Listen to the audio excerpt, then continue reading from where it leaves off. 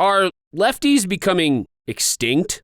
If you look at the current landscape of NFL quarterbacks, one might actually think so. Of all the signal callers starting in the NFL today, only one, believe it or not, Tua Tagovailoa, is a left-handed quarterback. The interesting thing about Tua is that he isn't even a true lefty. We'll get into that and take a look at how a right-handed person became a left-handed quarterback and explore all things southpaw in this video. But before we get into Tua's left-handed origins and talk about some other lefties or lack thereof, do me a favor and click the subscribe button so you can stay up to date on this channel and all things football. All done? All right, on to our video. Miami Dolphins quarterback Tua Tagovailoa was always destined to play football. If you ask his family, they'll tell you that Tua came out of the womb with a football in hand. Although that might not be true, what is that Tua actually slept with a football under his arm every night when he was a boy, inspired by his grandfather who always told him he was destined for greatness. Tua had dreams of playing in the NFL from the time that he was very small, and Tua's entire family supported his lofty dreams. Besides, football runs in Tua's family. His uncle was one of the better Samoan football players to ever lace him up, and many of the Tagovailoas are considered great athletes. But Tua is looked at as the most special of the bunch. His grandfather and biggest inspiration is said to have prayed every day that his grandson would be an NFL quarterback, and it was something that stuck with Tua since childhood. His father, Gelu, pushed him to be the best he could ever be since Tua was old enough to walk. With his father's coaching, Tua was running drills and playing with the older crowd from a young age, and by the time he was 8, Tua was able to throw a football 30 yards.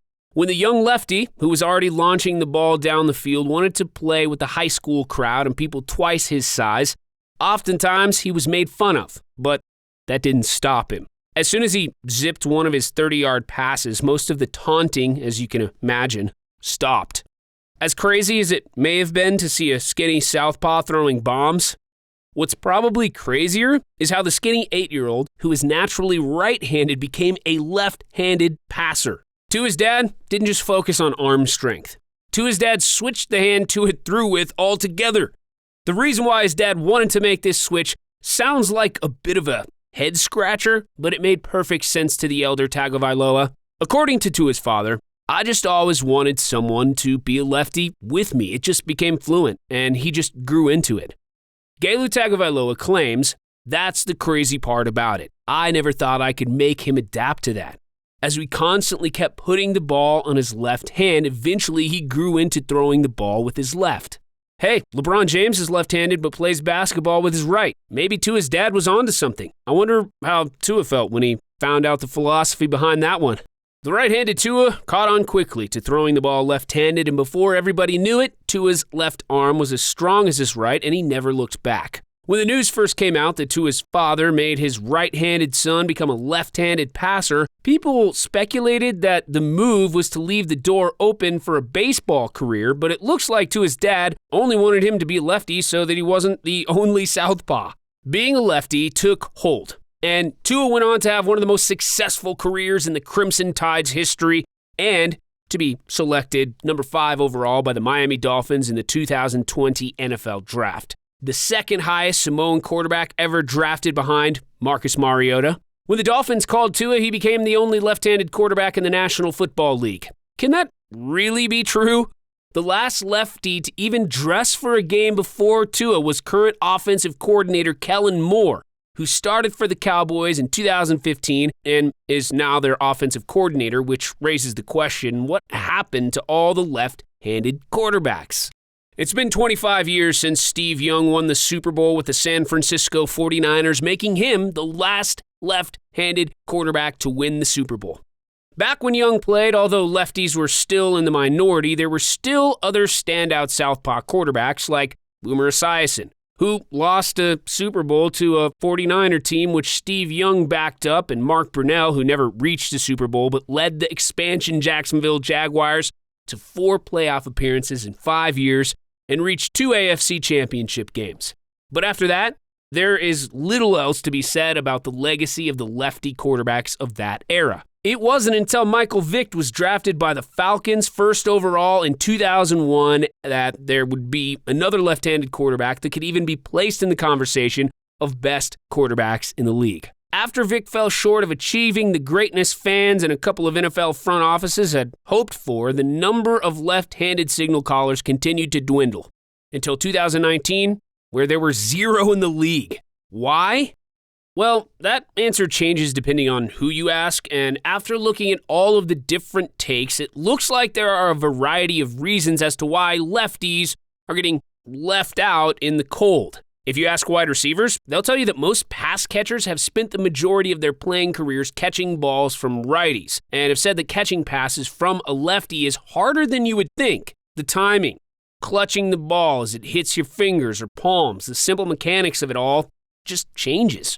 Some receivers have noted that a ball being thrown to the right side of the field from a left-handed quarterback is going to make the ball sail a little further, causing receivers to have to adjust or run a few extra yards to snag the pass. The best receiver to ever do it, Jerry Rice, played with arguably the best lefty of all time, Steve Young, and one of the best quarterbacks of all time, regardless of which hand they're using, in Joe Montana. Rice admittedly had to make an effort to adjust from Montana's right-handed throws to Young's left-handed ones. He even worked with trainers who would throw to him lefty to help him adjust. Jerry did just fine, but that doesn't mean the transition was as smooth for the other wide receivers. It's not just spirals and passes. Play callers and coaches are geared to tailor the game around right-handed QBs, so most don't want to deal with the headache of switching everything up for a left-handed signal caller. Play action passes, rolling out, options, everything changes. Running backs are even handed off the ball differently, which seems like a minor adjustment, but is said to cause them an issue or two. While the tweaks might be something minor, most personnel would rather not deal with it, and it's caused a major discrepancy in the amount of left-handed versus right-handed quarterbacks. It's not exactly a secret either. Some NFL front offices have even alleged that if they have 2 quarterbacks graded the same, the edge would go to the righty for these very reasons.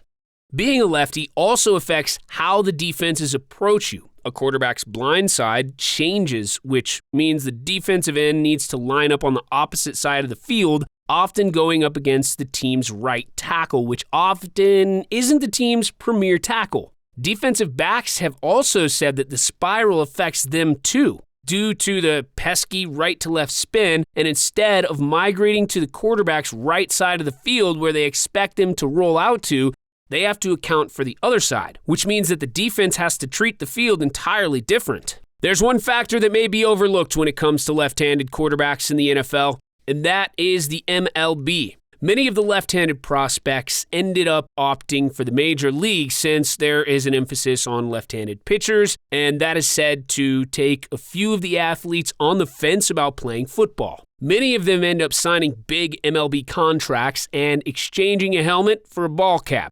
Whatever the reasons may be, the fact remains. Out of all of the franchises in the NFL, only one has a lefty quarterback, and even though it may sound like the lefty going the way of the dodo bird is a stretch, the fact that there is only one would suggest that lefties are on the verge of extinction, and it might have been Tua's dad, Gailu, that kept the lefty quarterback on life support with his national title-winning son, Tua. That's it for our time on Tua and the other left-handed quarterbacks, or lack thereof, in the National Football League. Will there ever be another successful left-handed quarterback in the NFL? Is Tua the best hope for the left-handed quarterbacks? Let us know what you think by dropping a comment down below, and also go ahead and like this video and hit subscribe if you haven't done so already. Until next time, sports fans.